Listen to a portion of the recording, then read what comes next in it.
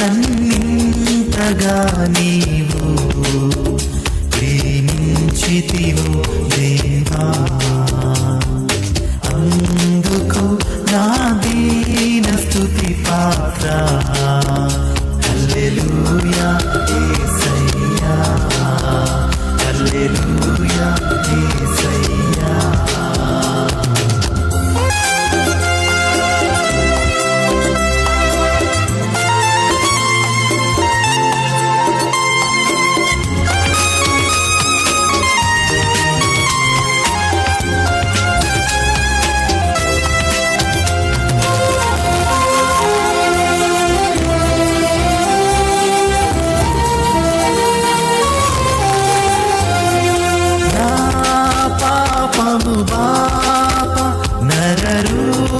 నరరూపివైనావు, నా శాపము బాప నలిగి వ్రేలాడితివి.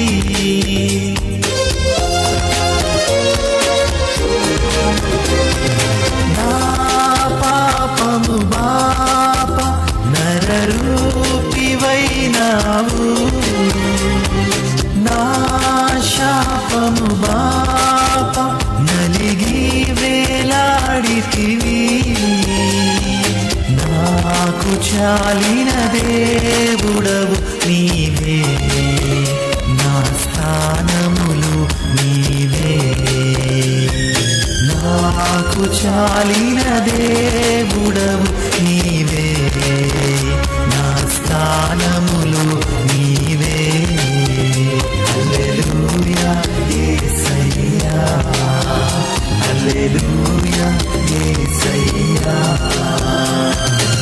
ఎందుకు నన్నింతగా నీవు ప్రేమించితివో దేవా,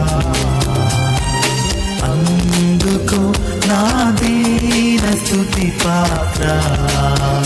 హల్లెలూయా యేసయ్యా, హల్లెలూయా యేసయ్యా.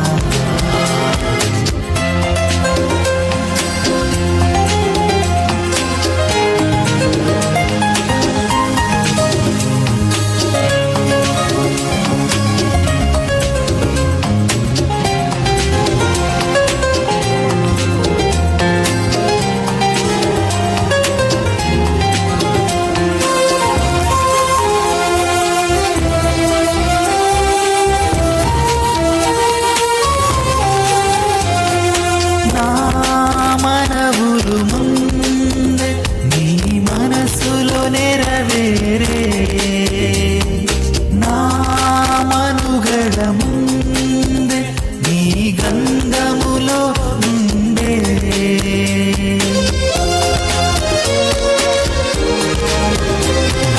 నా మనవులు ముందే నీ మనసులో నెరవేరే,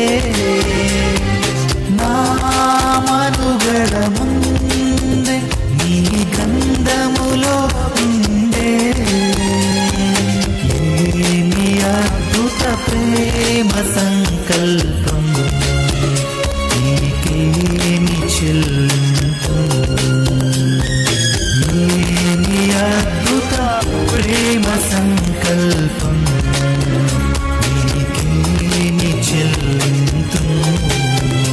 హల్లెలూయా యేసయ్యా, హల్లెలూయా యేసయ్యా. ఎందుకు నన్నింతగా నీవు ప్రేమించితివో దేవా, అందుకు నా దీన స్తుతి పాత్ర. హల్లెలూయా యేసయ్యా, హల్లెలూయా యేసయ్యా, హల్లెలూయా యేసయ్యా, హల్లెలూయా యేసయ్యా. దేవునికి స్తోత్రం. మరొక పాట, లెమ్మో తేచరిల్లెమో అనే పాట పాడుకుంటూ దైవజనులు యేసన్న గారు రాసిన పాట. యేసన్న గారు రాసిన పాటలకు ఒక ప్రత్యేకత ఉంటుంది. మరి ప్రపంచమంతటా కానీ ఎక్కడ తెలుగు ఆరాధనలు జరిగినా, అదే రీతిగా యేసన్న సంఘానికి సంబంధించిన ఆరాధనలు జరిగినా కానీ, ఎక్కడ యేసన్న గారి యొక్క పరిచర్యలో కానీ, ఆయన యొక్క పరిచర్యలో కాకపోయినప్పటికీ కానీ, ప్రతి ఆరాధనలో ఒక్క పాట అయినా సరే దైవజనులు ఆత్మపూర్ణులు యేసన్న గారి పాట అనేది పాడకుండా ఆ యొక్క ఆరాధన ముగింపబడదంట. మరి దేవుడు అంత గొప్ప ధన్యతని ఆ దైవజనుడికి మరి అనుగ్రహించారు మన పితరులు వారు. అలాంటి ఒక గొప్ప ధన్యతను ఆ దైవజనుడికి ఇచ్చారు. వారు రాసిన పాటలు మనము కూడా పాడుకోవటానికి దేవుడిచ్చిన మహాకృపను బట్టి దేవునికి స్తుతులు చెల్లించుకుందాం. యేసన్న గారు రాసిన పాట లెమ్ము తేజరిల్లు అనే పాట పాడుకుంటూ దేవుని నామాన్ని గణపరుచుకుందాం.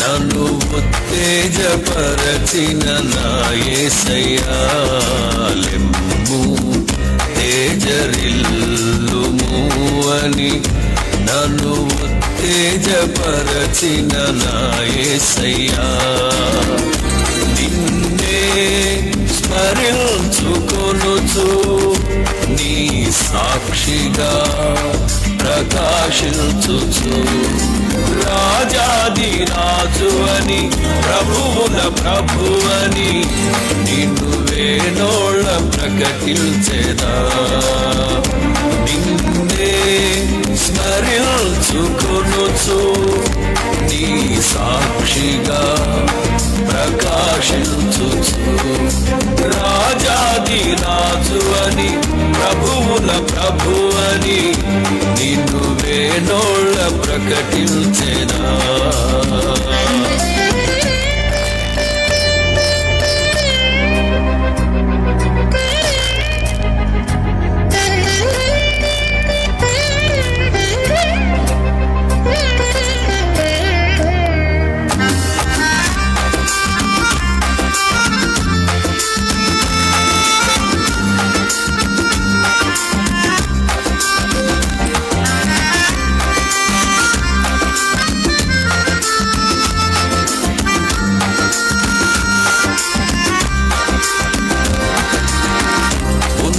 పిలుపును నిర్లక్ష్యపరచక నీతో నడుచుటే నా భాగ్యము, ఉన్నత పిలుపును నిర్లక్ష్యపరచక నీతో నడుచుటే నా భాగ్యము, శాశ్వత ప్రేమతో నన్ను ప్రేమించి నీ కృప చూపితివి, శాశ్వత ప్రేమతో నన్ను ప్రేమించి నీ కృప చూపితివి, ఇది ఏ భాగ్యము, ఇది ఏ భాగ్యము, ఇది ఏ నా భాగ్యము,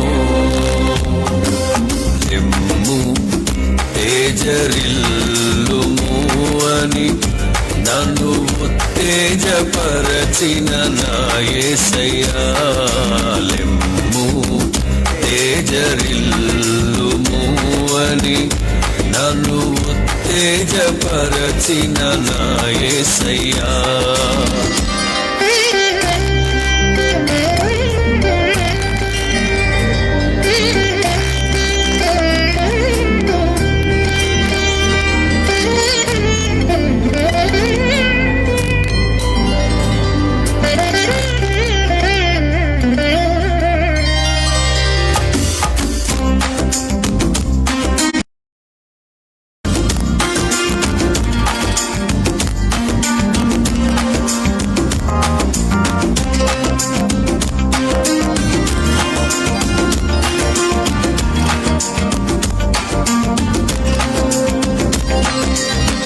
శ్రమలలో నేను ఇంతవరకును నీతో నిలుచుటే నా ధన్యత. శ్రమలలో నేను ఇంతవరకును నీతో నిలుచుటే నా ధన్యత. జీవ కిరీటము నే పొందుటకే నన్ను చెరదీసితివి. జీవ కిరీటము నే పొందుటకే నన్ను చెరదీసితివి. ఇది ఏ ధన్యత, ఇది ఏ ధన్యత, ఇది ఏ నా ధన్యత. తెమ్ము తేజరిల్లుము అని నన్ను ఉత్తేజపరచిన నా యేసయ్యా. లెమ్ము తేజరిల్లుము అని నన్ను ఉత్తేజపరచిన నా యేసయ్యా.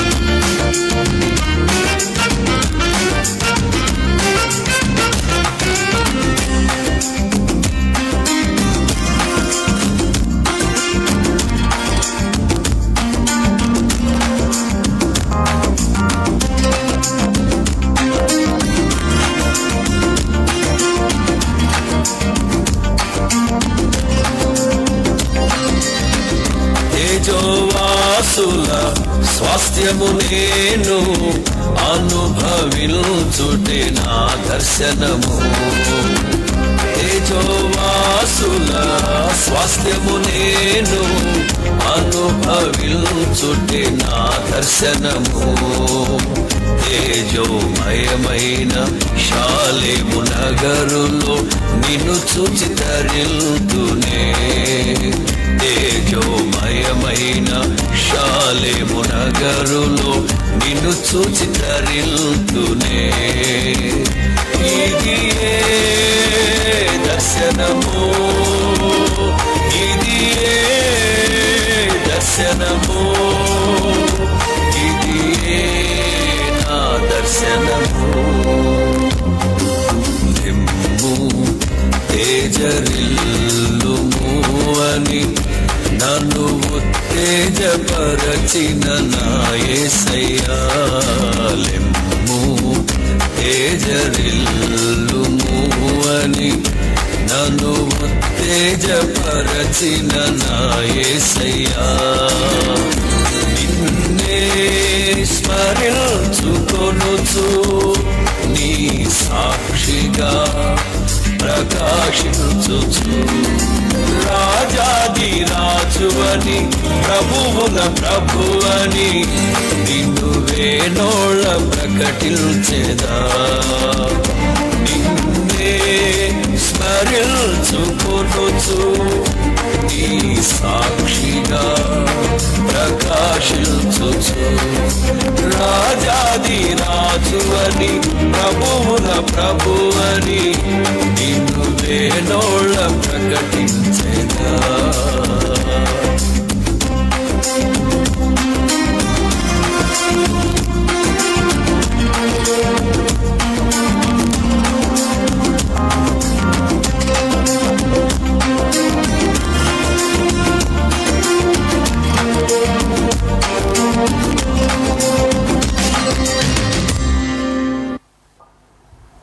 దేవునికి స్తోత్రం.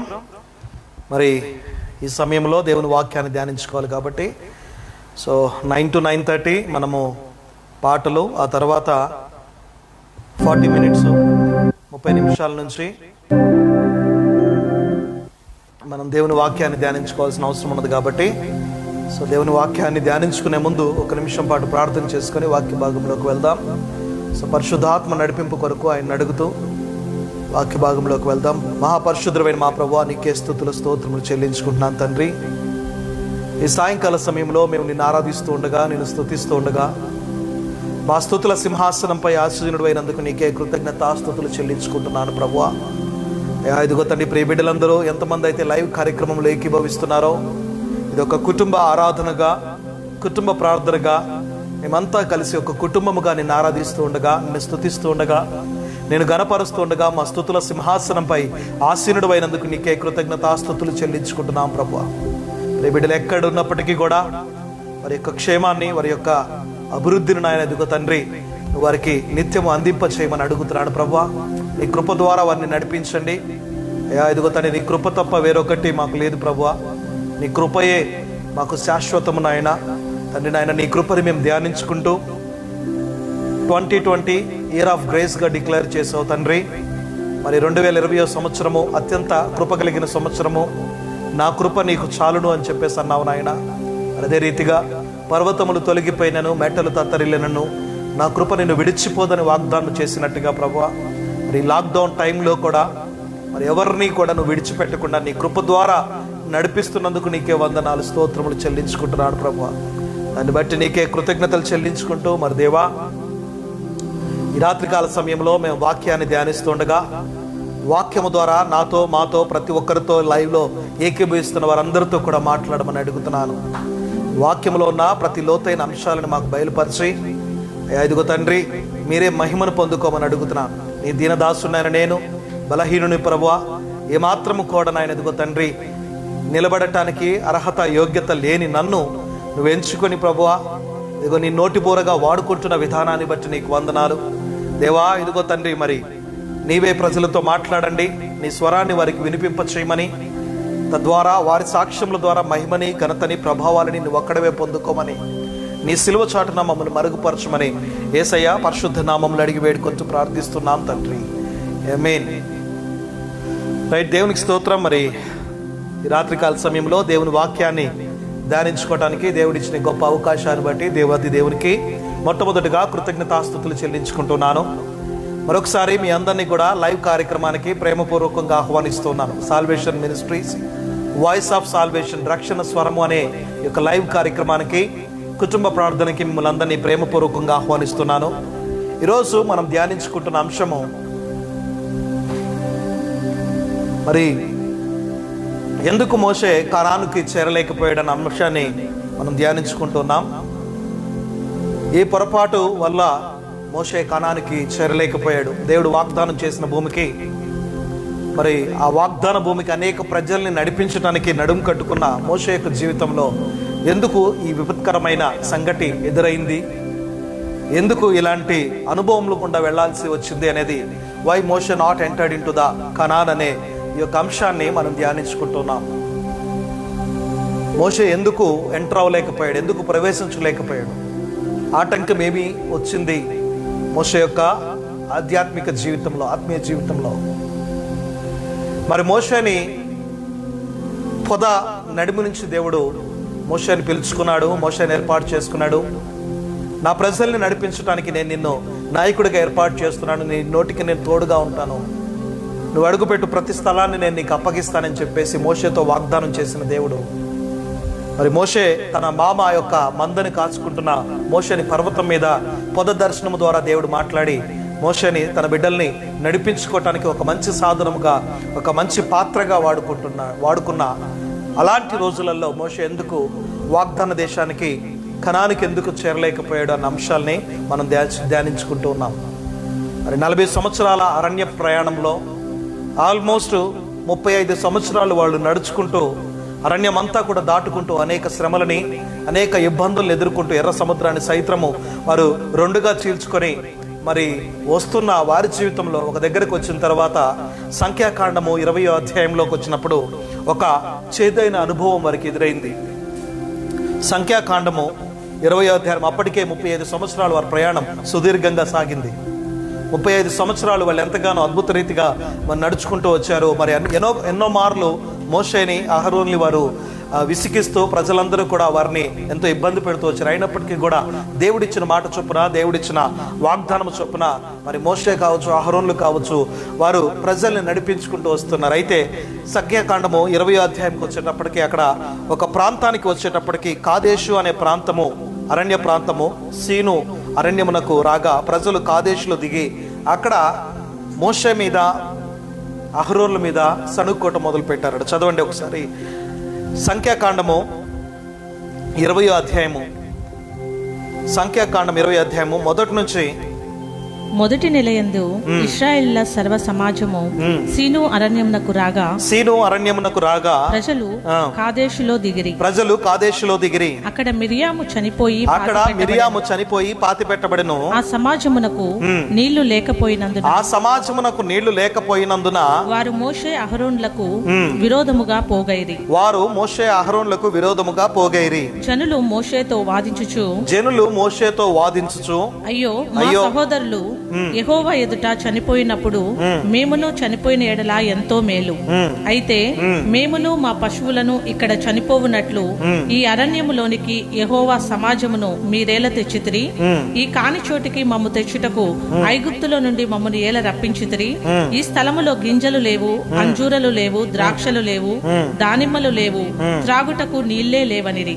అప్పుడు మోషే అహరోనులు సమాజం ఎదుట నుండి ప్రత్యక్షపు గుడారం యొక్క ద్వారములోనికి వెళ్లి సాగిలపడగా యెహోవా మహిమ వారికి కనబడెను. చూడండి, ఇక్కడ మనం దేవుని వాక్యాన్ని కొద్ది పాటిగా ధ్యానించుకున్నట్లయితే గనక మొదటి నెలయందు ఇజ్రాయేల్ సర్వ సమాజము సీను అరణ్యమునకు రాగా ప్రజలు కాదేశులో దిగిరి. అక్కడ మిరియాము చనిపోయి పాతి పెట్టబడెను. ఆ సమాజమునకు నీళ్లు లేకపోయినందున వారు మోషే అహరోన్ల మీద విరోధముగా పోగైరి అని చెప్పేసింది. ఆ ప్రాంతానికి వచ్చినప్పుడు వాళ్ళు తాగటానికి నీళ్లు లేనందువల్ల అది అరణ్య ప్రాంతము, అక్కడ మరి నీళ్లు ఏమాత్రం కూడా దొరకని ప్రాంతము. అలాంటి ప్రాంతంలోకి వారు ప్రవేశించినప్పుడు అక్కడ నీళ్లు లేవు. నీళ్లు లేనప్పుడు వారు యెహోవాకి మొరపెట్టడం విడిచిపెట్టి, మరి యెహోవాకి మొరపెట్టమని అడగటం విడిచిపెట్టి వారు మోషే అహరోన్ల మీద సణుక్కుంటూ గొణుక్కుంటూ ఉన్నారంట. మొట్టమొదటిగా ఎందుకు వారి యొక్క వాగ్దాన భూమికి వెళ్ళటానికి 11 రోజుల ప్రయాణాన్ని ఎందుకు ఇంత సుదీర్ఘమైన ప్రయాణంగా మార్చబడిందంటే కనుక మొట్టమొదటిగా వారు మొదటి రోజు నుంచే వారు సణుక్కోవటం, గొణుక్కోవటం మొదలు పెడుతున్నారు. వారు దేవుని మీద కావచ్చు, మోషే మీద, అహరోను మీద వారు సణుక్కుంటూ ఉన్నారు, గొణుక్కుంటూ ఉన్నారు. దాన్ని బట్టే వారి యొక్క ప్రయాణము చాలా ఎక్స్టెండ్ చేయబడింది. అత్యంత తొందరగా వెళ్ళవలసిన యొక్క ప్రయాణం కూడా ఐగుప్తు నుంచి కనానికి చేరవలసిన అతి సమీపంలో ఉన్న ప్రయాణాన్ని కూడా వారు ఎందుకు 40 సంవత్సరాల పాటు సుదీర్ఘ ప్రయాణంగా వారు అనుభవించారంటే గనక, వారు వెళ్ళవలసిన అవసరం వచ్చిందంటే గనక వారు దేవుని మీద సణుక్కోవటము, గొణుక్కోవటం మొదలు పెట్టారు. ఇక్కడ కూడా ఆ కాదేశ్ అనే ప్రాంతానికి వచ్చినప్పుడు, అరణ్య మార్గానికి వచ్చినప్పుడు, అరణ్య ప్రదేశానికి వచ్చినప్పుడు నీళ్లు లేవని యెహోవాకి మొరపెట్టడం విడిచిపెట్టి, ఎందుకంటే ఇర్మియా 33:3 ఒక మాట అంటూ ఉన్నాడు, ప్రభు నాకు మొరపెట్టుము నేను నీకు ఉత్తరం ఇచ్చుదును అని చెప్పేసి అన్నాడు. ఎవరైనప్పటికీ కూడా ఆయన నామంలో మొరపెట్టినట్లయితే గనక వారికి సమాధానం దయచేయడానికి దేవాది దేవుడు సిద్ధంగా ఉన్నాడు. అక్కడ మొరపెట్టమని చెప్పేసి అన్నాడు. మొరపెట్టకుండా వారు సణుక్కోవటం, గొణుక్కోవటం మొదలు పెట్టారు. ఎవరి మీద అంటే కనుక మోషే అహరోన్ల మీద. ఒకవేళ మేము ఐగుప్తులో ఉండుంటే అక్కడ ఏదో ఒక విధంగా మేము బ్రతికుండే వాళ్ళమేమో, ఏదో ఒకటి తిని గంజినీళ్ళైనా తాగి మేము బ్రతికుండే వాళ్ళమేమో, అనవసరంగా మీ మాటల్ని నమ్మి మీ యొక్క మాటలకి మేము లోబడి మేము ఇక్కడ దాకా ప్రయాణం చేయటాన్ని బట్టి మాకు తాగటానికి నీళ్లు లేవు, తినటానికి గింజలు లేవు, అంజూరులు లేవు, ద్రాక్షలు లేవు, దానిమ్మలు లేవు, త్రాగుటకు నీళ్లు లేవు అని చెప్పేసి సణుక్కోవటం, గణుక్కోవటం మొదలు పెట్టారు. అక్కడ లేవని చెప్పేసి వాళ్ళు సణుక్కుంటూ ఉన్నప్పుడు వారు అప్పుడు మోషే అహరోన్లు కలిసి వారు సమాజం ఎదుటి నుంచి ప్రత్యక్ష గుడారం యొక్క ద్వారములోనికి వెళ్ళి సాగిలపడగా యెహోవా మహిమ వారికి కనపడిందంట.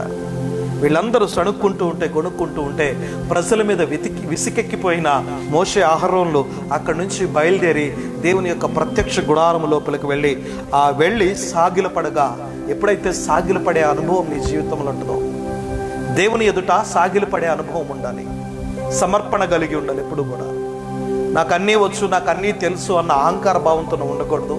ఎప్పుడు కూడా దేవుని ఎదుట నేను ఏ విషయంలోనూ అర్హుణ్ణి కాదు, నువ్వు నన్ను హెచ్చించడానికి, నువ్వు నన్ను గణపరచడానికి నేను ఏ విషయంలోనూ అర్హుణ్ణి కాదని చెప్పేసి దేవుని ఎదుట సాగిలపడినప్పుడు, దేవుని ఎదుట నువ్వు సాగిలపడి, అయ్యా ఇదిగో ఈ దీనదాసుని నువ్వు కనికరించు అని చెప్పేసి ఎప్పుడైతే ప్రభు సన్నిధిలో నువ్వు సాగిలపడే అనుభవం ఉంటుందో అప్పుడు ఆయన మహిమను నువ్వు చూస్తావు. ఎందుకు అనేక మంది ప్రజలు దేవుని యొక్క మహిమని వారి యొక్క జీవితాలలో, వారి యొక్క గృహాలలో, సంఘాలలో చూడలేకపోతున్నారంటే ఇదే అత్యంత ప్రధానమైన రీజన్, ఇదే అత్యంత ప్రాముఖ్యమైన సంగతి. ఎందుకంటే గనక వారిలో సాగిలపడే అనుభవము లేదు కాబట్టి. మోషే అహరోనులు సాగిలపడ్డారు.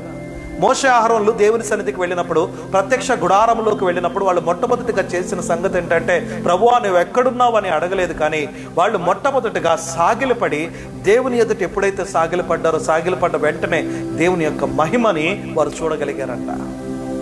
ఆమేన్. వారు దేవుని యొక్క మహిమను చూడగలిగారు. మరి ఈ రోజుల్లో ఎందుకు దేవుని యొక్క మహిమ సంఘాలలో కనిపించట్లేదు? ఎందుకు దేవుని కుటుంబాలలో, ఆత్మీయ విశ్వాసుల కుటుంబాల్లో కనిపించట్లేదు? ఎందుకు దేవుని యొక్క మహిమ విశ్వాసుల జీవితాల్లో కనిపించట్లేదంటే ద మెయిన్ రీజన్ ఈజ్ ప్రజలు సాగిలపడే అనుభవంలో లేరు. సంఘ కాపర్లు కూడా సాగిలపడే అనుభవం లేడు. తగ్గింపు జీవితం. I'm not worthy in front of you.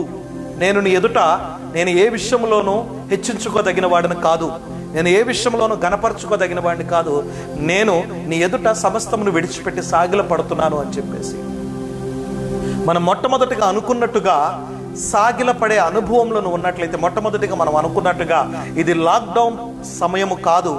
ప్రపంచమంతటికీ lockdown అయ్యి ఉండొచ్చు, ప్రపంచమంతా కూడా లాక్డౌన్ అయ్యి ఉండొచ్చు, కానీ ఇది లాక్డౌన్ కాదు. ఇది దేవుని యొక్క సన్నిధిలో లాగిన్ అయ్యే టైం, దేవునిలో లాగిన్ అయ్యే టైం ఇది. నువ్వు ఎప్పుడైతే దేవుని యొక్క ఇన్ ప్రెజెన్స్ ఆఫ్ గాడ్లో నువ్వు లాగిన్ అవుతావో అప్పుడే దేవుడు నిన్ను హెచ్చించడం మొదలు పెడుతుంటాడు. దిస్ ఇస్ ఆల్ ఇది ఇప్పుడు ఏదైతే మనం ఈ పరీక్షా కాలం గుండా వెళ్తూ ఉన్నామో ఇది ఒక మతానికి సంబంధించో, ఒక దేశానికి సంబంధించో, ఒక రాష్ట్రానికి సంబంధించి రాలేదు. ప్రపంచమంతటికీ కూడా వచ్చిన పరిస్థితి ఇది. ఈ పరిస్థితిలో నువ్వు సణుక్కోకుండా, గొణుక్కోకుండా మేము ఉద్యోగాలు చేసుకోలేకపోతున్నాం, సరిగా తినలేకపోతున్నాం, మందిరాలకు వెళ్ళలేకపోతున్నాం, సేవ చేయలేకపోతున్నామని దేవుణ్ణి మొరపెట్టుకున్నప్పుడు, దేవుని ఎదుట సాగిలపడినప్పుడు దేవుడు ఈ శ్రమ నుంచి ఆయన మహిమని నీకు కనపరిచి శ్రమ నుంచి నిన్ను విడిపించడానికి సిద్ధంగా ఉన్నాడు. హల్లెలూయా. దేవుడు నిన్ను విడిపించడానికి, యెహోవా మహిమ వారికి కనపడిను అని చెప్పేసి అన్ని ఉంది అక్కడ. ఆ తర్వాత అంతటా యెహోవా మోషేకు ఇలాగు సెలవిచ్చును, నీవు నీ కర్రను తీసుకొని నీవును నీ సహోదరుడైన అహరోనును ఈ సమాజమును పోగు చేసి వారి కన్నుల ఎదుట ఆ బండతో మాట్లాడము, అది నీళ్లునిచ్చును అని చెప్పేసి అన్నాడు. నువ్వు సమాజాన్ని తీసుకొని వెంటనే ఎప్పుడైతే వారు సాగిలపడ్డారో ప్రత్యక్ష గుడారములోకి వెళ్ళి, ప్రత్యక్ష గుడారం యొక్క ద్వారములోనికి వెళ్ళి సాగిలపడగా వారు మొట్టమొదటిగా వారు చూసింది ఏంటంటే దేవుని యొక్క మహిమను చూశారు, దేవుని యొక్క ప్రజెన్స్ను వారు చూశారు. ఎప్పుడైతే దేవుని యొక్క ప్రజెన్స్ చూశారో వెంటనే దేవుడు వారితో మాట్లాడుతున్నాడు. దేవాది దేవుడు యెహోవా దేవుడు వారితో మాట్లాడుతూ, యెహోవా మోషేకు ఇలాగు సెలవిచ్చును, నీవు నీ కర్రని తీసుకొని నీవును నీ సహోదరుడైన అహరోను ఈ సమాజమును పోగు చేసి వారి కన్నుల ఎదుట ఆ బండతో మాట్లాడము, అది నీకు నీళ్ళిచ్చును అని చెప్పేసి అన్నాడు. ఇక్కడ జాగ్రత్తగా మనం ఈ యొక్క మాటని జాగ్రత్తగా అండర్లైన్ చేసుకొని పరిశీలించాలి. దేవుడు వారికి చెప్తుంది, నీ కర్రను తీసుకో, నువ్వు అహరోన్లు సమాజం దగ్గరికి వెళ్ళి ఆ ప్రజలందరి దగ్గరికి వెళ్ళి వాళ్ళని పోగు చేసి అక్కడ ఒక బండ ఉంది, ఆ బండతో మాట్లాడు, ఆ బండ నీకు నీళ్ళు ఇచ్చింది అని చెప్పేసి అన్నాడు. ఆ బండతో మాట్లాడు, ఆ బండ నీకు మొట్టమొదటిగా నీళ్ళు ఇచ్చింది. నువ్వు చేయవలసింది ఏంటంటే మొట్టమొదటిగా మాట్లాడాలి. దేవుని చెప్పినట్టుగా నువ్వు మాట్లాడటం నేర్చుకోవాలి. నువ్వు సమాజం ఎదుట నువ్వు మాట్లాడాలి. దేవుడు చెప్పింది, దేవాది దేవుడు నువ్వు చెప్పిన పనిని చెప్పినట్టుగా చేయటము అది చాలా ప్రాధాన్యత. అక్కడ అంటూ ఉన్నాడు కదా, నీ కర్రను అహరోను తీసుకొని వెళ్ళండి. అక్కడికి వెళ్ళిన తర్వాత సమాజాన్ని పోగేసేసి ఒక బండ దగ్గరికి వాళ్ళు ఒక పర్టికులర్ ప్లేస్లోకి వాళ్ళని తీసుకొని రా. అక్కడ బండ ఉంది, ఆ బండతో నువ్వు మాట్లాడు చాలు, ఆ బండ నీకు నీళ్ళు ఇచ్చింది అని చెప్పేసి అన్నాడు. వెంటనే చూడండి, నీవు వారి కొరకు నీళ్లను బండలో నుంచి రప్పించి సమాజమునకు వారి పశువులకు తాగునిచ్చు నిమ్ము. చదువు. యెహోవా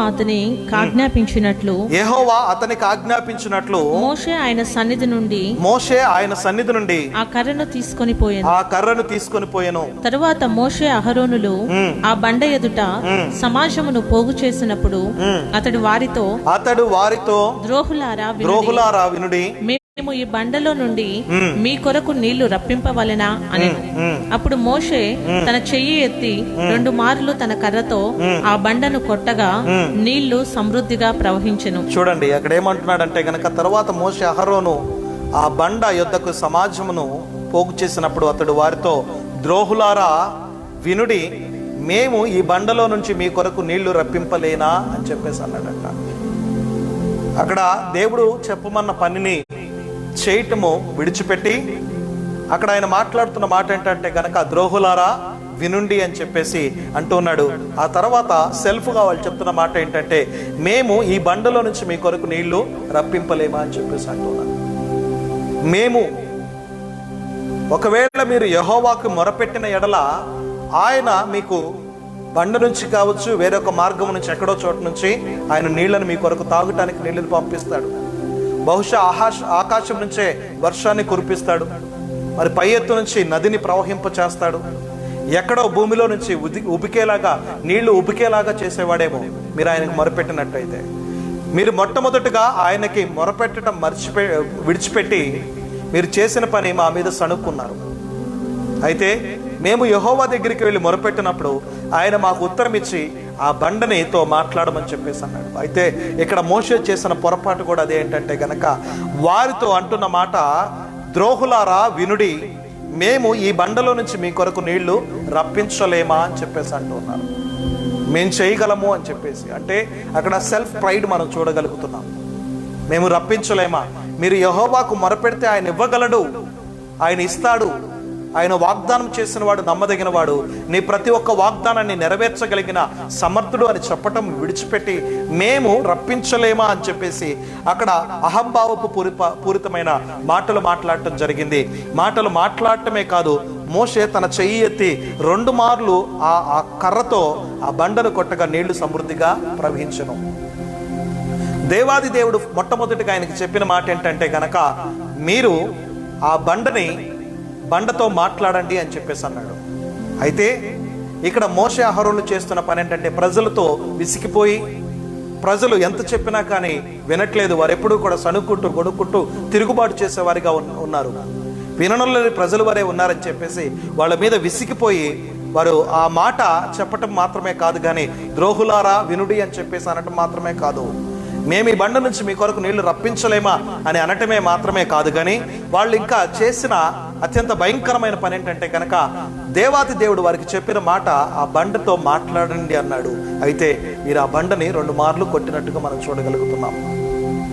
this is the main reason. ఇదే ప్రాముఖ్యమైన రీజన్గా ఆయన కనానుకి చేరకపోవటానికి ప్రాముఖ్యమైన రీజన్ ఇదే కనపడుతున్నది. అక్కడ ఒక వ్యక్తి ఎగ్జామ్లో ఫెయిల్ అయ్యాడంటే కనుక మెయిన్ రీజన్ ఏంటంటే, అన్ని ప్రశ్నలకి సమాధానము సరిగా రాయకపోవటం వల్ల. ఎందుకు సరిగా రాయలేకపోయాడంటే, సరిగా చదవలేదు కాబట్టి సరిగా రాయలేకపోయాడు. అందుకే ఆ వ్యక్తి ఎగ్జామ్లో ఆ యొక్క స్టూడెంట్ ఎగ్జామ్లో ఫెయిల్ అయిపోయాడు. ద సేమ్ రీజన్ ఇక్కడ దేవుడు చెప్పినట్టుగా మోషే అహరోన్లు చేయలేదు. మోషే అహరోన్లు ప్రజల మీద విసుక్కొని, ప్రజల మీద తిరుగుబాటులాగా చేసి వారితో మేము చేయగలము, మేము చేయలేమా అని చెప్పేసి వారు వ్యతిరేకపు మాటలు మాట్లాడి, అక్కడ అన్న మాట ఏంటంటే గనక, వాళ్ళు చేసిన ఆ మాటలు మాట్లాడటం మాత్రమే కాదు కానీ, ఆ బండతో మాట్లాడమని దేవాది దేవుడు వారికి చెప్పినప్పుడు బండతో మాట్లాడకుండా ఆ బండని 2 మార్లు కర్రని కొట్టి 2 మార్లు కర్రతో కొట్టినట్టుగా మనం చూడగలుగుతున్నాం. వెంటనే ఆ యొక్క మాటకి, అయితే ఆ కర్రతో కొట్టినప్పుడు నీళ్లు సమృద్ధిగా వచ్చెను, సమాజమును పశువులను తాగిను. అప్పుడు యెహోవా మోషే అహరోనులతో, మీరు ఇశ్రాయేలు కన్నుల ఎదుట నా పరిశుద్ధతను సన్మానించినట్లు నన్ను నమ్ముకొనకపోతిరి గనుక ఈ సమాజంను నేను వారికి ఇచ్చిన దేశంలోనికి మీరు తోడుకొని పోరని చెప్పెను.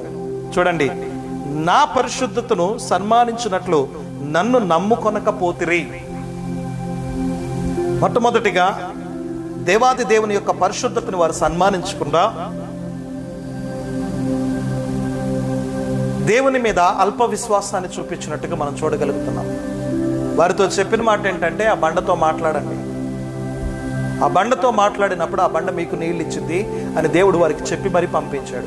అక్కడికి వచ్చిన తర్వాత ప్రజల మీద కోపంతోటో, ప్రజల మీద మరి అక్కడ తిరుగుబాటు చేస్తున్న ప్రజల్ని చూసి ఆయనకి కోపం వచ్చో మోషే అహరోన్లు వారిని మీద తిరుగుబాటు చేసి వారి మీద మాటలు మాట్లాడి వారితో తిట్టిన తర్వాత వారితో అన్న మాట ఏంటంటే గనక ఆ బండని 2 సార్లుగా కొట్టినట్టుగా మనం చూడగలుగుతున్నాం. అయితే వెంటనే దేవాది దేవునికి కోపం వచ్చి అన్న మాట అంటే, మోషేనే కదా, మరి ఎన్ని సంవత్సరాలు నేను చెప్పినట్టుగా ప్రజల్ని నడిపించుకుంటూ వచ్చాడు, 35 సంవత్సరాలు ప్రజల్ని నడిపించుకుంటూ వచ్చాడు, మరి ఎన్ని సంవత్సరాలు ఎంతో అద్భుతంగా నా మాటలు వింటూ యథార్థమైన వాడు గాను పరిశుద్ధుడిగాను జీవించాడు.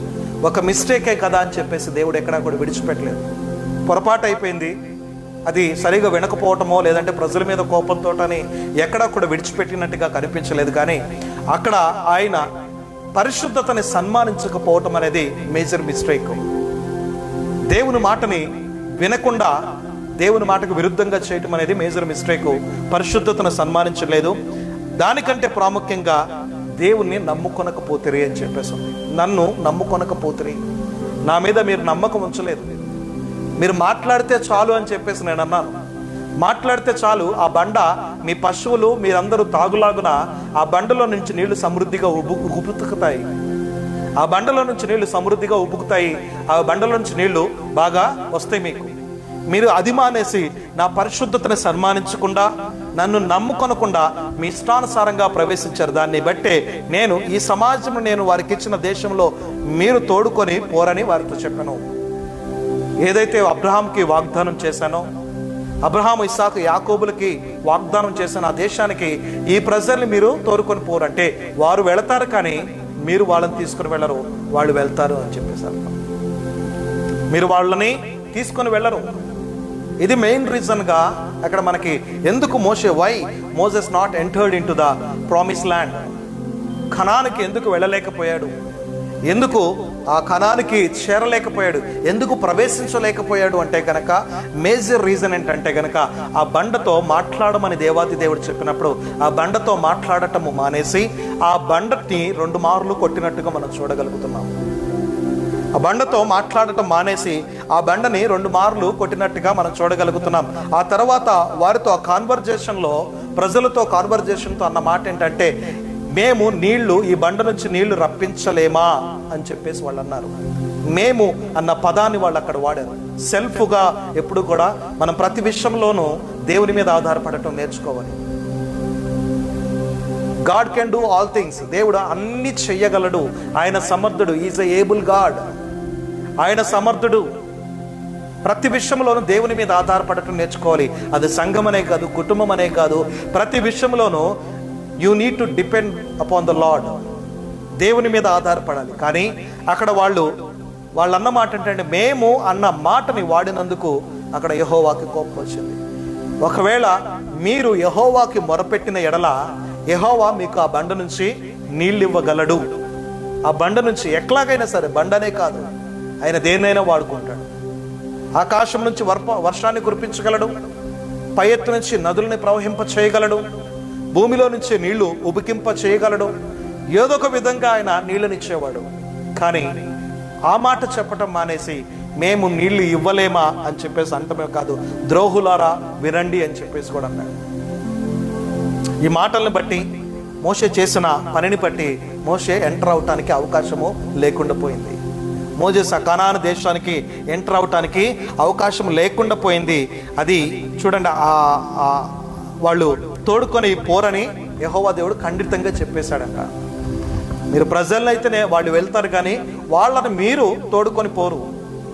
మిరియాము అయితే అప్పటికే 20వ అధ్యాయం మొదట్లోనే మిరియాము సీను అరణ్యమునకు రాగా ప్రజలు కాదేశులో దిగిరి, అక్కడ మిరియాము చనిపోయి పాతి పెట్టబడిన. అప్పటికి మిరియాము యొక్క చాప్టర్ క్లోజ్ అయిపోయి మిగిలిన్నది ఎవరు అంటే కనుక మోషే, అహరోను. 24వ వచనంలో చూసుకుంటే కనుక అహరోను తన పితరులతో చేర్చబడును, ఏలయనగా మొరీబా నీళ్ల యొద్ద. అహరోను తన పితరులతో చేర్చబడెను, ఏలయనగా మెరీబా నీళ్ల యొద్ద మీరు నా మాట వినక నా మీద తిరుగుబాటు చేసితిరి గనుక నేను ఇశ్రాయేలీయులకు ఇచ్చిన దేశమందు అతడు ప్రవేశింపడు. చూడండి, ఆ నీళ్ల దగ్గర జరిగిన ఇన్సిడెంట్ ని బట్టి ఆ నీళ్ళ దగ్గర జరిగిన ఆ సంభాషణను బట్టి, ఆ యొక్క ఇన్సిడెంట్ని బట్టి అహరోను కూడా వెళ్ళలేకపోయాడు. మోషే మాత్రమే కాదు, అహరోను దేవుని సన్నిధికి వెళ్ళి వాళ్ళు సాగిలపడ్డారు. దేవుని దగ్గరికి వెళ్ళి సాగిలపడింది మోషే అహరోనులు ఇద్దరు. అయితే మిరియాము అంతకుముందే, ఈ ఇన్సిడెంట్ జరగకముందే, ఈ యొక్క సన్నివేశం జరగకముందే మిరియాము చనిపోయింది. అక్కడ పాతి పెట్టబడింది కాదేశు, ఆ సీను అరణ్యంలో, కాదేశు ఆ లోయలో, ఆ ప్రాంతంలో పాతి పెట్టబడింది. ఆ తర్వాత మరి ఈ యొక్క ఇన్సిడెంట్ జరిగిన తర్వాత అహరోను ఏమైపోయాడని చూసుకుంటే గనక, అహరోను తన పితరులతో నిద్రించినట్టుగా మనం ఇక్కడ చూడగలుగుతున్నాం. దగ్గర ఆ నీళ్ల దగ్గర జరిగిన ఈ యొక్క పనిని బట్టి అహరోను కూడా ఎంటర్ కాలేకపోయాడు. మోషే ఎంటర్ కాలేకపోయాడు, అహరోను కూడా ఎంటర్ కాలేకపోయాడు. అహరోను కూడా ఆ యొక్క దేశంలోకి ఎంటర్ కాలేకపోయాడు. చూడండి, ద్వితీయోపదేశకాండము 34వ అధ్యాయం ఒకసారి చదువుకుందాం. ద్వితీయోపదేశకాండం 34వ అధ్యాయం, మైక్ ఆన్ చేసుకో. 34వ అధ్యాయం 1 నుంచి 7 వరకు. మోషే మోయాబు మైదానము నుండి యెరికో ఎదుటనున్న పిస్గా కొండ వరకు పోయి, ఇప్పుడు యెహోవా దాను వరకు గిలాదు దేశమంతయు, నఫ్తాలి దేశమంతయు, ఎఫ్రాయిము మనష్యేల దేశమును, పశ్చిమ సముద్రము వరకు యూదా దేశమంతయు, దక్షిణ దేశమును, సోయర వరకు ఈత చెట్లు గల యెరికో లోయ చుట్టూ మైదానమును అతనికి చూపించెను. మరియు యెహోవా అతనితో ఇట్లనెను, నీ సంతానమునకు ఇచ్చెదనని అబ్రహాము ఇస్సాకు యాకోబులకు నేను ప్రమాణము చేసిన దేశము ఇదే. కన్నులారా నిన్ను దాన్ని చూడనిచ్చితిని గాని నీవు నది దాటి అక్కడికి వెళ్ళకూడదు. యెహోవా సేవకుడైన మోషే యెహోవా మాట చొప్పున మోయాబు దేశములో మృతి నొందెను. బెత్పయోరు ఎదుట మోయాబు దేశములోనున్న లోయలో అతడు పాతి పెట్టబడెను. అతని సమాధి ఎక్కడనున్నదో నేటి వరకు ఎవరికీ తెలియదు. మోషే చనిపోయినప్పుడు 120 సంవత్సరముల ఈడు గలవాడు.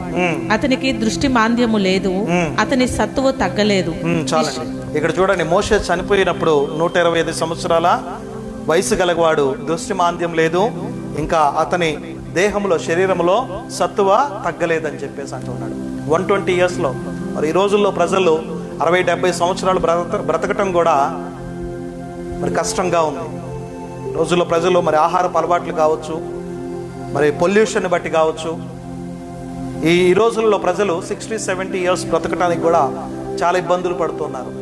మరి ఇంకొంతమంది అయితే తొందరగానే మరి యొక్క జీవిత కాలాన్ని ముగించుకుంటున్నారు. అయితే మోషే చనిపోయినప్పుడు 120 సంవత్సరాల ఈడు గలవాడు, అతని దృష్టి మాంద్యం లేదు, అతని సత్తువ తక్కువ కాలేదు.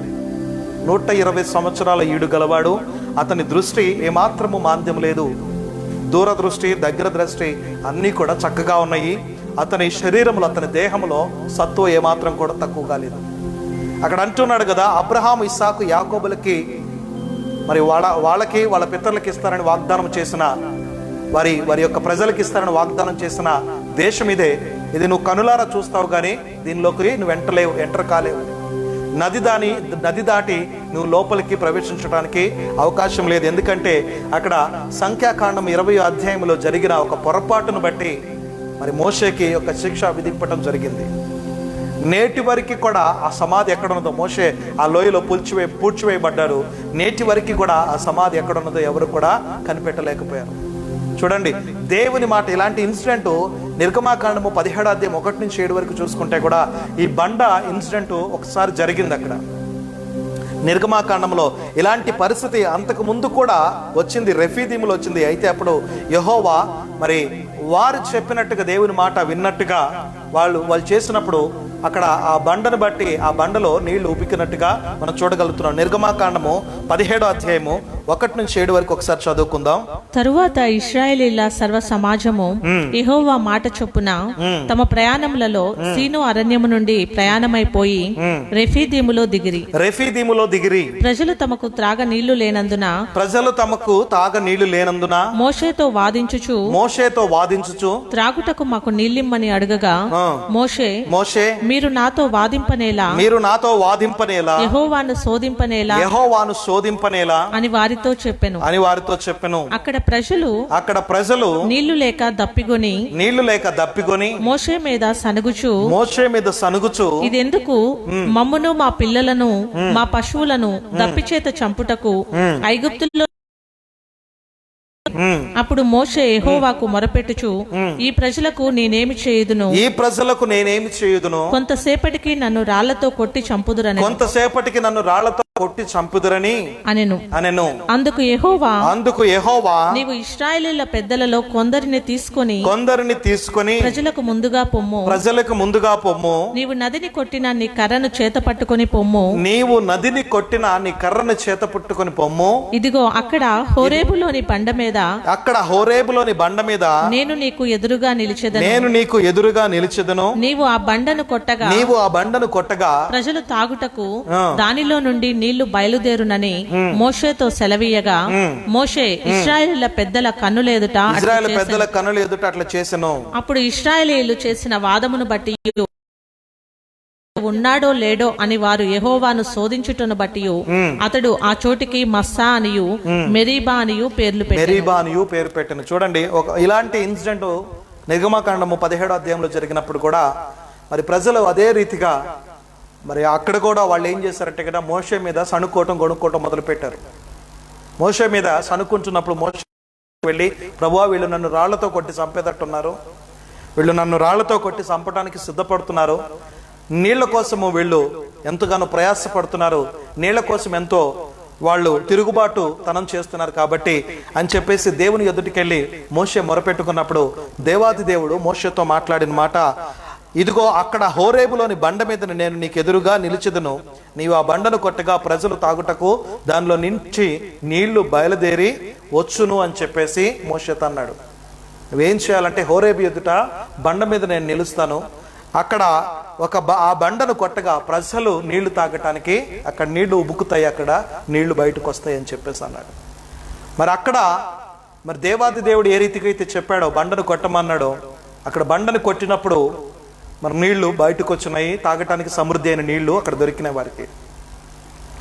సంఖ్యాకాండం 20వ అధ్యాయంలో కూడా మరి ఇదే పరిస్థితి వారికి ఎదురైనప్పుడు మోషే యథావిధిగా దేవుని సన్నిధికి వెళ్ళి మొరపెట్టుకున్నాడు.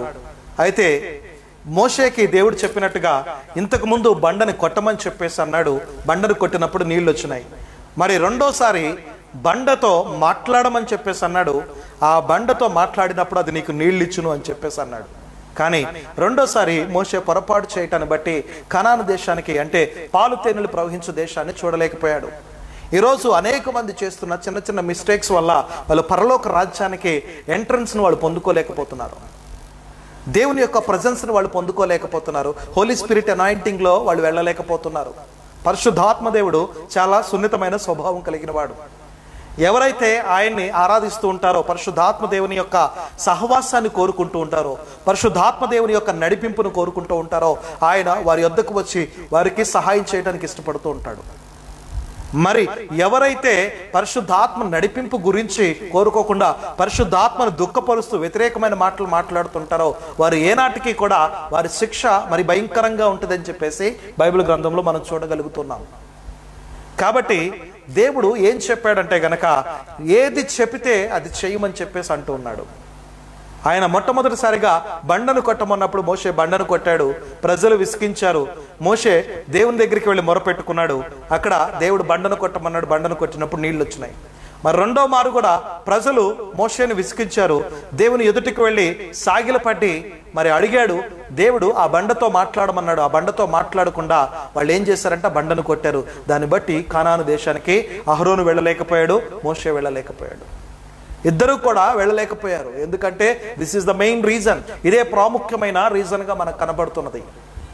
దేవుడు చెప్పిన పనిని వారు చేయలేదు, దేవుని మాటకి విరుద్ధంగా వారు ప్రవర్తించడం జరిగింది, దేవుని మాటకి విరుద్ధంగా వారు చేయటం జరిగింది. అంత మాత్రమే కాదు కానీ వాళ్ళు అనేకమైన మాటలు మాట్లాడారు. మేము నీకు నీళ్ళు ఇవ్వలేమా అని చెప్పేసి అన్నారు. మేము నీకు నీళ్ళు ఇవ్వలేమా, మీ అందరికీ నీళ్ళు ఇవ్వలేమా అని చెప్పేసి అన్నారు. ఆ మాట కూడా వ్యతిరేకంగా కనిపిస్తున్నది. కాబట్టి దేవుని ఎదుట మనం సాగిలు పడేవారిగా ఉండాలి, దేవుని మాటకి లోబడే వారిగా ఉండాలి, ఒబేగా ఉండాలి. మనం దేవుని మాటకి ఒబే అయి ఉండాలి. పరిశుద్ధాత్మ నడిపింపు నువ్వు ఎప్పుడైతే కోరుకుంటావో పరిశుద్ధాత్మ దేవుడు నీలోకి వచ్చి సమస్తమును నీకు బోధిస్తూ ఉంటాడు. పరలోక రాజ్యానికి మరి దేవుని యొక్క ప్రజెన్స్ని ఎందుకు పొందుకోలేకపోతున్నారంటే కనుక వారిలో ప్రార్థన అనే ఆ ఐక్యత అనుభవం లేకపోవటం వల్ల, బైబిల్ చదివే ఆ యొక్క సమయం వారికి లేకపోవటం వల్ల, ఎందుకు దేవునితో పాటు వారు లోతైన సహవాసాన్ని కలిగి ఉండలేకపోతున్నారు, ఎందుకు దేవునితో పాటు వారు నడవలేకపోతున్నారు. మరి పేతురు దేవునితో నడిచినప్పుడు నీళ్ల మీద నడిచాడు. మరి దేవుని సన్నిధిని, దేవుని యొక్క మందసాన్ని ఒబేదేదోము తన ఇంటికి తీసుకుని వెళ్ళినప్పుడు ఒబేదేదోము దీవించబడ్డాడు వితిన్ 3 monthsలోనే. మరి ఎందుకు ఈ రోజుల్లో మరి పేదరికాన్ని, కష్టాలని, కరువును అనుభవిస్తున్నారంటే కనుక దేవుని యొక్క మందసం అనే ఆ పెట్టె మన ఇంట్లో లేదు కాబట్టి, దేవుని యొక్క సన్నిధి మన ఇంట్లో లేదు కాబట్టి ఈరోజు అనేక మంది ఆ కనాను అనే దేశానికి ప్రవేశించలేకపోతున్నారు, పాలు తేనెలు ప్రవహించే దేశంలోకి. ఐగుప్తులోనే ఉంటూ ఉన్నారు, ఐగుప్తు దాటి బయటకు రాలేకపోతున్నారు. శ్రమల అనుభవాల్లోనే ఉంటున్నారు, శ్రమలలో నుంచి బయటకు రాలేని పరిస్థితి ఈరోజు అనేక మంది ప్రజలకు కనపడుతున్నది. లిటరల్గా అది ఐగుప్తు లాంటి అనుభవం. శ్రమల్లో నుంచి బయటకు రాలేని పరిస్థితి ఏంటంటే లిటరల్గా అది ఐగుప్తు లాంటి అనుభవము. వారు కనాను దేశానికి, అంటే దేవుడు వాగ్దానం చేసిన పాలు తేనెలు ప్రవహించే దేశానికి వారు ప్రవేశించలేకపోతున్నారు. అక్కడ ఏ చింత ఉండదు, ఏ దిగులు ఉండదు, ఏ బాధ ఉండదు, ఏ కష్టం ఉండదు. ఎందుకంటే అది దేవుడు ఏర్పాటు చేసినది కాబట్టి. ఆకలి దప్పులు అసలే ఉండవు, ఎందుకంటే అది దేవాతి దేవుడు నివసించే స్థలము కాబట్టి, ఆయన సింహాసనాసీనుడై ఉన్న స్థలము కాబట్టి. ఇప్పటికైనా ప్రజలందరూ మారు మనసు పొంది వారి యొక్క హృదయాలని మార్చుకొని దేవుని వైపు తిప్పుకొని కన్నీటితో దేవుని సన్నిధిలో అడిగినప్పుడు ఆయన ఈ శోధన నుంచి మనందరినీ తప్పించడానికి సిద్ధంగా ఉన్నాడు. సెల్ఫ్గా మేము చేస్తున్నాం, మేము ప్రార్థనలు చేస్తున్నాం, మేము అది చేస్తున్నాం, ఇది చేస్తున్నామని ప్రతి ఒక్కరు కూడా సెల్ఫ్గా మాట్లాడుతున్నారు. ఇప్పుడు కావాల్సింది నీ ఇండివిజువాలిటీ కాదు, ఐక్యత అనేది చాలా ఇంపార్టెన్స్. ఇండివిజువల్ పర్ఫార్మెన్స్ కాదు ఈరోజు దేవుడు అడుగుతున్నది. ఐక్యతగా, యునైటెడ్ చర్చ్గా వెళ్ళాలన్నదే దేవుని యొక్క ఉద్దేశము. యునైటెడ్ చర్చ్గా నువ్వు పనిచేసినప్పుడు దేవుడు నిన్ను దీవించడానికి ఇష్టపడుతున్నాడు. అక్కడ మోషే అహరోన్లు కూడా మేము మీకు నీళ్ళు ఇవ్వలేమా అని చెప్పేసి అన్నారు. మేము అన్న మాట చాలా దౌర్భాగ్యమైన మాట, అది భయంకరమైన మాట. మేము చేయగలము అంటే without God we can't do anything. దేవుని లేకుండా, ఆయన యొక్క సన్నిధి లేకుండా, ఆయన ప్రజెన్స్ లేకుండా మనం ఏమీ కూడా చేయలేము. మనం ఏది కూడా చేయడానికి అవకాశం లేదు. అది చేసినా కానీ అట్టర్ ఫ్లాప్ అయిపోతుంటుంది. అవేవి కాకుండా మేము చెయ్యగలము అన్న మాట చాలా భయంకరమైన మాట. అది ఎప్పటికీ కూడా దైవజనులకు కావచ్చు, విశ్వాసులకు కావచ్చు, అది ఎవరి నోట ఎప్పటికీ కూడా రాకూడదు. మేము అన్న మాట చాలా భయంకరమైంది. నేను చేయగలను అంటే అది సెల్ఫ్. ఐ అనేది క్యాపిటల్ లెటర్ ఎప్పుడు రాస్తాం మనం రాసేటప్పుడు. ఐ అనేది నీ జీవితంలోకి ఎంటర్ అయిందంటే అంటే అది ఐ అనేది ఏంటంటే నేను చేయగలను, నేనే చేయగలను, నేను పాడగలను, నేను బాగా వాక్యం చెప్పగలను, నాకు పెద్ద సంఘం ఉంది, నాకు పెద్ద చర్చ్ ఉంది, నాకు పెద్ద ఇది ఉంది, నేను బాగా చేయగలను అన్న అహంభావం ఎప్పుడైతే వచ్చిందో వెంటనే ఒక మనిషి నాశనం, పడిపోవటానికి ముందు నాశనం నడిచిందంట.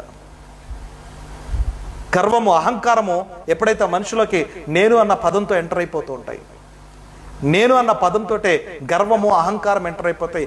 ఎప్పుడైతే గర్వము, అహంకారము ఒకరి జీవితంలోకి వచ్చిందో, వారు ముందుగా నడిచిద్దో, ఆ మనిషి యొక్క జీవితం అది పెద్ద ఎలాంటి పరిస్థితి అయినా సరే పడిపోతూ ఉంటుంది. నేను చేయగలను అన్న మాట కంటే దేవుడు నా పట్ల అద్భుతాలు చేస్తున్నాడు అన్న మాట నువ్వు చాలా గొప్పగా ఉంటుంది. మోషే అహరోన్లు మేము దేవుని యొద్దకు వెళ్ళి సాగిలపడి మొరపెట్టాము, ఆయన ఆ బండతో మాట్లాడమన్నాడు, ఆ బండ నుంచి నీళ్ళు ఇస్తానని చెప్పేసి అన్నాడు, రండి సర్వ సమాజాన్ని పోగు చేయమన్నాడు, ఆ పోగు చేసి అక్కడ దేవుడు చెప్పిన పనిని చేద్దాము రండి అని ఒకవేళ అక్కడికి వెళ్ళి చేసుంటే గనక ఈరోజు పరిస్థితి వేరేలాగా ఉండేది. మోషే కనాను దేశానికి ప్రవేశించేవాళ్ళు. సెల్ఫ్ ప్రైడ్ తోటి అక్కడ మోషే అహరోన్లు బహుశా ప్రజలు బాగా విసిగించారు. అంతకుముందు 35 సంవత్సరాల సుదీర్ఘ ప్రయాణంలో, అరణ్య ప్రయాణంలో మరి ప్రజలు ఎంతగానో ప్రతి అనుక్షణము ఎర్ర సముద్రము దగ్గర కావచ్చు, మరి యోర్దాను నది దగ్గర కావచ్చు, అనేక ప్రాంతాల దగ్గర మోషే అహరోన్లు విసిగించుకుంటూ వచ్చారు. కాబట్టి బహుశా ఆ విసుగులో అనుండొచ్చు. కానీ దేవుడు మాట అన్నాడు, నువ్వు వాళ్ళని తీసుకొని వెళ్ళలేవు అని చెప్పేసి అన్నాడు.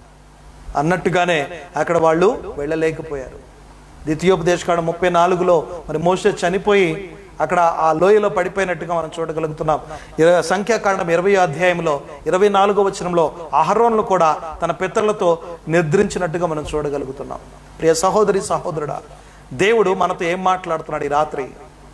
మనము ఎందుకు పరలోక రాజ్యాన్ని, ఎందుకు మనం బ్లెస్సింగ్స్ చూడలేకపోతున్నాం? మనం ఎందుకు దేవుని సన్నిధిని శ్రేష్టంగా అనుభవించలేకపోతున్నాం? ఎందుకు దేవుని ప్రజెన్స్లో మనం ఉండలేకపోతున్నాము అన్న దాన్ని మనం పరిశీలించి చూసుకుంటే ఎక్కడో చోట మిస్టేక్ అనేది మన జీవితంలో కనిపిస్తూ ఉంటుంది. ఎక్కడో చోట చిన్న పొరపాటు అనేది మన జీవితంలో కనిపిస్తూ ఉంటుంది. ఆ పొరపాటుని మనం సరిదిద్దుకున్నట్లయితే కనుక, ఆ పొరపాటుని మనం సరిదిద్దుకున్నట్లయితే దేవుడు తప్పనిసరిగా మనల్ని కనాను దేశానికి, అంటే పాలు తేనెలు ప్రవహించే దేశానికి, ఆయన నివసించే స్థలంలోకి మనల్ని కూడా తీసుకువెళ్ళడానికి ఇష్టపడుతున్నాడు. ఈరోజు యేసుక్రీస్తు ప్రభువారిని 2000 సంవత్సరాల క్రితము నీ నిమిత్తము నా నిమిత్తం ఈ లోకానికి పంపించి ఆయన 3.5 సంవత్సరాల ప్రయాణంలో, 3.5 సంవత్సరాల సువార్త ప్రయాణంలో ఆయన ఎన్నో అద్భుత ఆశ్చర్య కార్యాలు చేయటం మాత్రమే కాదు, మరి నీ కొరకు నా కొరకు ఆయన రక్తాన్ని చిందించి తన శరీరాన్ని అప్పగించి కలువరి సిలువలో మరి ఆయన వేలాడదీయబడినట్టుగా మనం చూడగలుగుతున్నాం. చనిపోయి పాతిపెట్టబడి 3వ దినమున తిరిగి లేచి పునరుద్ధానుడిగా సజీవుడిగా మన మధ్యలో సంచరిస్తూ ఉన్నాడు. మనల్ని కూడా ఆయనతో పాటు తీసుకుని వెళ్ళి తండ్రి కుడిపార్శ్వము దగ్గర మనల్ని కూర్చోబెట్టుకోవాలని ఆయన ఆశపడుతున్నాడు. ఈ లైవ్ కార్యక్రమం చూస్తున్న ప్రతి ఒక్కరితో దేవాది దేవుడు మాట్లాడుతున్నాడు. మోషే ఎందుకు చేరలేకపోయాడో ఈరోజు మనం పరిశీలించుకున్నట్లయితే గనక, మోషే దేవునికి వ్యతిరేకంగా ఆ బండతో మాట్లాడకుండా ఆ బండను కొట్టినందుకు, మేము చేయగలము, మేము నీళ్ళివ్వగలము అని మాట్లాడినందుకు, దేవుని యొక్క పరిశుద్ధతని సన్మానింపకుండా ఉండినందుకు, దేవుని మీద నమ్మకం ఉంచకుండా ఉండినందుకు, పరిశుద్ధతని నమ్మకం ఉంచకుండా, పరిశుద్ధతని సన్మానించకుండా ఆయన మీద అల్ప విశ్వాసముతోటి మాట్లాడిన మాత్రాలను బట్టి మోషే అహరోన్లు మరి కనాను దేశాన్ని చూడలేకపోయారు. ఈరోజు అలాంటి పొరపాటు నువ్వు నేను చేయటానికి వీల్లేదు. అది దైవజనుడు కావచ్చు, విశ్వాసి కావచ్చు, మరి ఎవరైనప్పటికీ కావచ్చు. అలాంటి పొరపాటు మన జీవితంలో జరిగితే కనుక వీఆర్ ఆల్మోస్ట్ ఎండింగ్ డేస్, అంత్యకాలంలో మనం ఉన్నాం. భయంకరమైన విపత్తులు మరి భారతదేశంలో మాత్రమే కాదు, ప్రపంచం అంతటా కూడా జరుగుతున్నది. ఒక దేశంలో జరిగితే అది దేశానికి వచ్చిన తెగులు అనుకోవచ్చు, ఒక రాష్ట్రానికి జరిగితే అది ఒక రాష్ట్రానికి వచ్చిన తెగులు అనుకోవచ్చు. ఇది ప్రపంచం అంతటికి వచ్చింది. ఇది దేవుడి అనుమతింపబడిందే. దేవుని అనుమతి లేకుండా ఏది నీ దగ్గరికి రాను కూడా రాదు. ఈ లాక్డౌన్ టైంలో మనం వెళ్తూ ఉన్నాం. ఇది లాక్డౌన్ టైం కాదు, దేవునితో లాగిన్ అయ్యే టైం. ఒక ఫేస్బుక్ అకౌంట్ లాగిన్ అయినట్టుగా, ఒక యూట్యూబ్ ఛానల్లో లాగిన్ అయినట్టుగా, మరి ఒక జీమెయిల్ అకౌంట్లో, గూగుల్ అకౌంట్లో లాగిన్ అయినట్టుగా దేవునిలో లాగిన్ అవటానికి దేవుడు ఇచ్చిన మంచి అవకాశం ఇది. Just login. నువ్వు లాగిన్ అవటం అంటే దానికి ఏ బటన్ ఉండదు, ఏ సాఫ్ట్వేర్ ఉండదు, కానీ ప్రార్థన, బైబిల్, వాక్యాన్ని ధ్యానించడం అనే 2 అంశాలు మాత్రమే.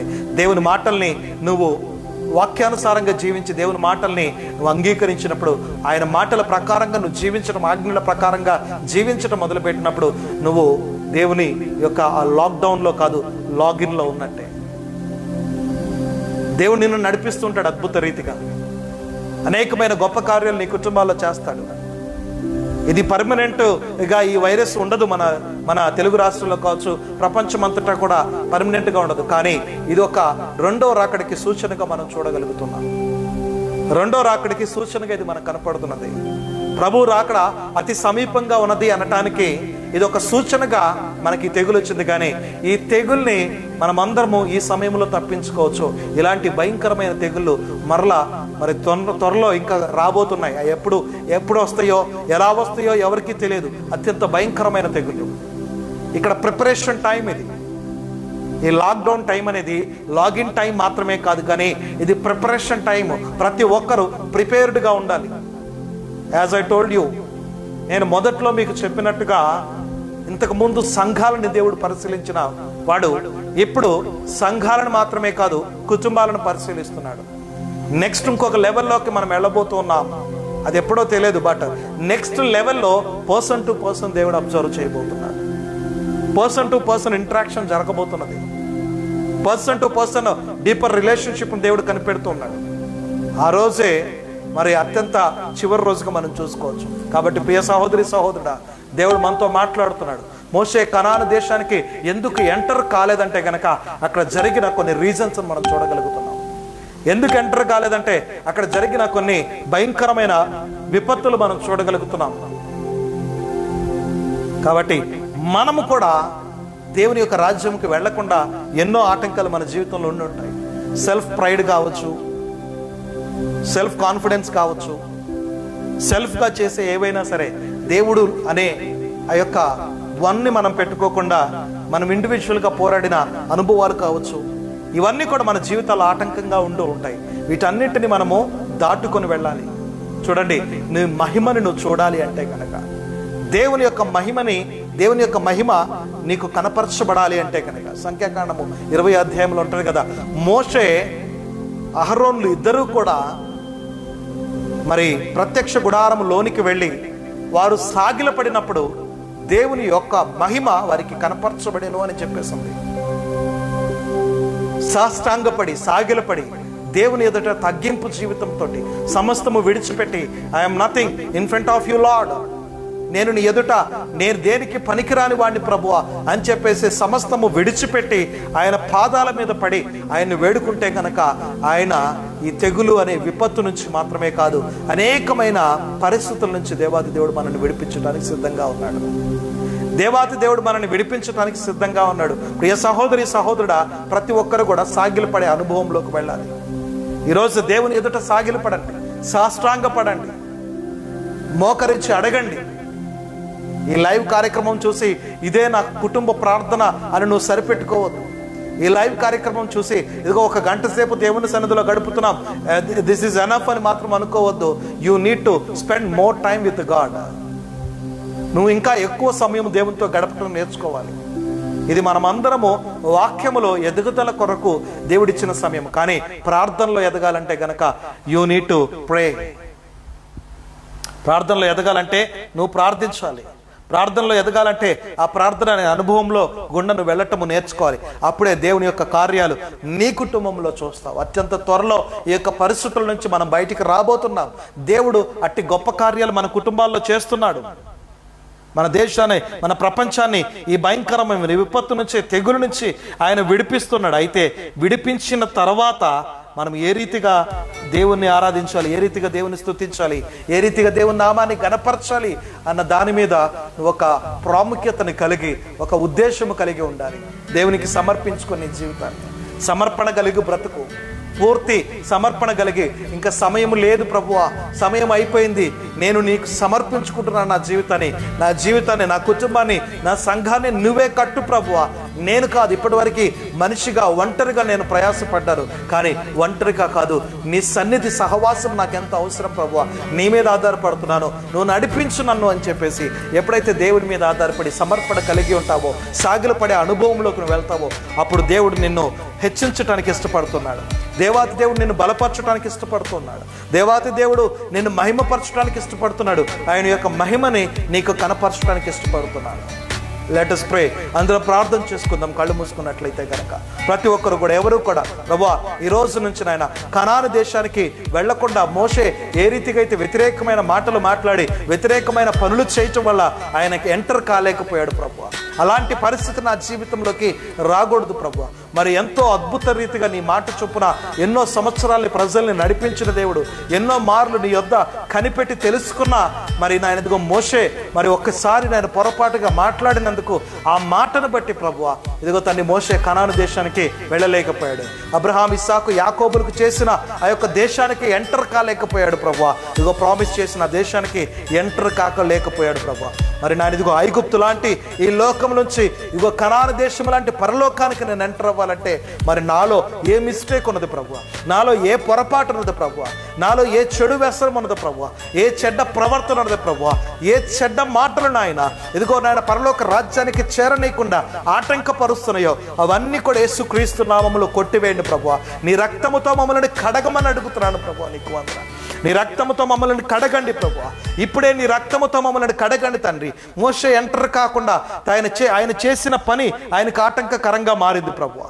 మోషే ఎంటర్ కాకుండా మోషే చేసిన పని ఆటంకకరంగా మారటాన్ని బట్టి నాయన మోషే ఎంటర్ కాలేకపోయాడు ప్రభువా. ఇదిగో అలాంటి అనుభవంలో కూడా నేను వెళ్ళటానికి వీల్లేదు. నేను పరలోక రాజ్యాన్ని చేరాలనుకుంటున్నాను ప్రభువా. ఈ కణాన్ని విడిచిపెట్టి ఈ కణాన్ అనే ఎదుగో తండ్రి ఈ ఐగుప్తు అనే ఈ యొక్క లోకాన్ని విడిచిపెట్టి కణానికి చేరాలనుకుంటున్నాను ప్రభువా. పరలోక రాజ్యానికి నేను చేరాలనుకుంటున్నాను తండ్రి. మీరు సహాయం చేయండి అయ్యా. ఇదిగో తండ్రి, నన్ను నీ రక్తముతో కడగమని అడుగుతున్నాను. నన్ను నీ రక్తముతో కడిగి పరిశుద్ధపరచమని అడుగుతున్నాను ప్రభువా.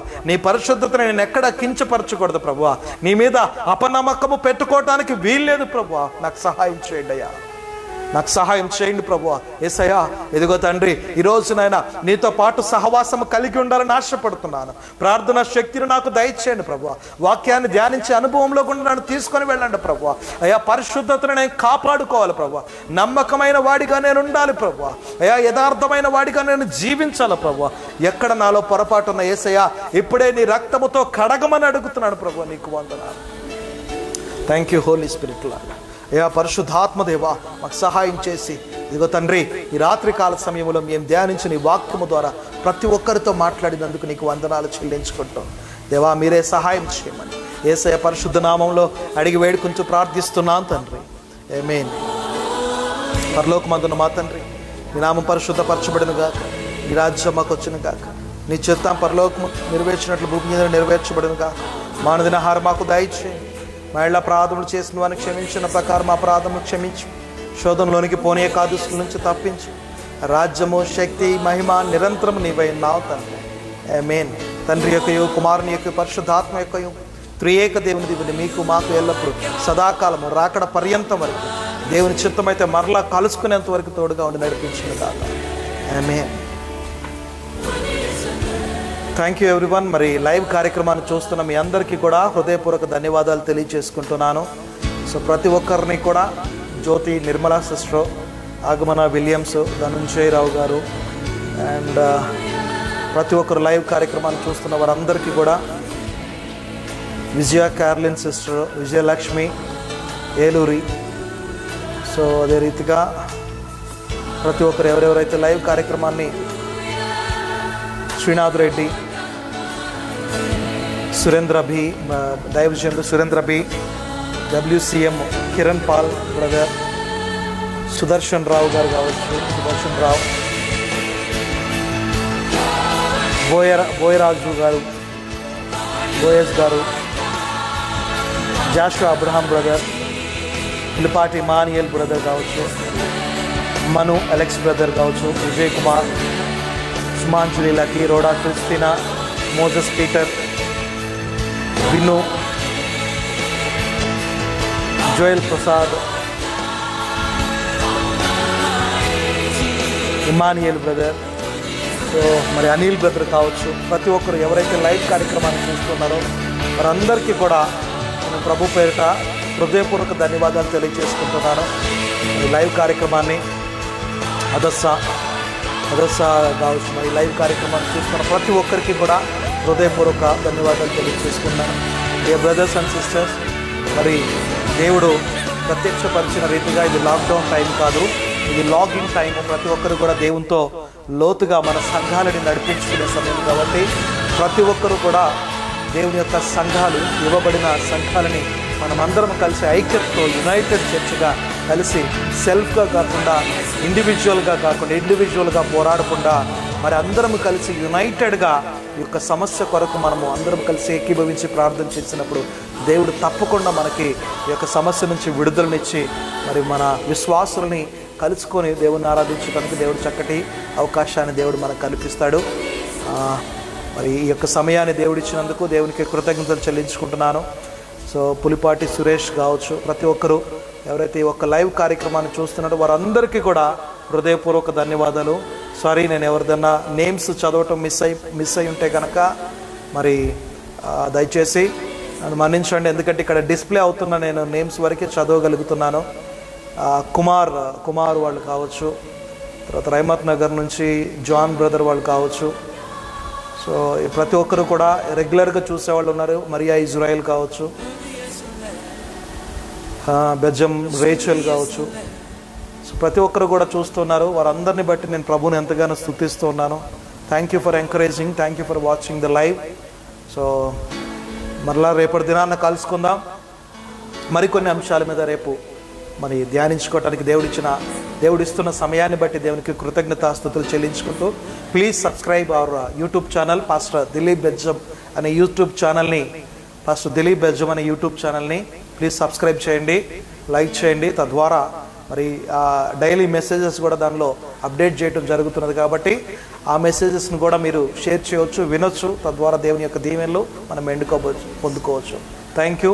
సో రేపటి దినాన మరలా సాయంకాలం 9 గంటలకి లైవ్ కార్యక్రమంలో కలుద్దాం. Thank you. Praise the lord. Thank you for watching this live.